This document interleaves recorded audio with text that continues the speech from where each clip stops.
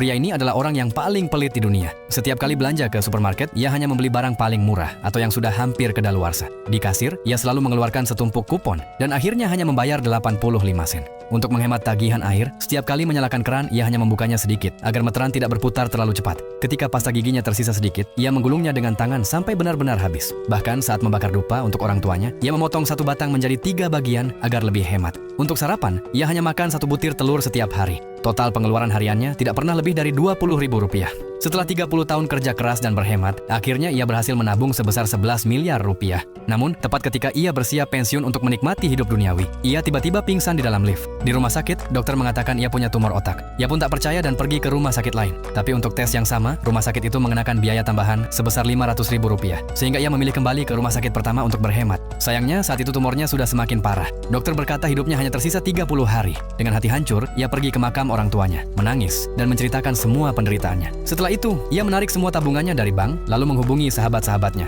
Mereka memesan hotel mewah, makan makanan mahal yang belum pernah mereka coba sebelumnya, menyewa mobil sport dengan harga 16 juta rupiah per hari, bahkan membeli troli penuh koin hanya untuk bermain game. Pria itu bahkan pergi ke pemakaman untuk memilih tempat kuburan terbesar untuk dirinya sendiri, serta membeli uang kertas palsu senilai 1,6 miliar rupiah untuk dibakar. Sebelum ajal menjemput, ia juga memesan riasan jenazah profesional supaya semuanya sudah siap. Namun, di hari terakhir hidupnya, ia pulang ke rumah dan tanpa sengaja memakan sosis yang sudah kedaluarsa. Tak lama kemudian, ia jatuh pingsan. Teman-temannya mengira ajalnya sudah dekat dan segera membawanya ke rumah sakit. Saat sadar, dokter mengatakan ada kesalahan hasil pemeriksaan. Ternyata, ia sama sekali tidak punya tumor otak. Ia hanya keracunan makanan karena sering memakan makanan basi. Mendengar hal itu, ia pun menangis. Semua tabungan seumur hidupnya sudah habis dalam hitungan hari.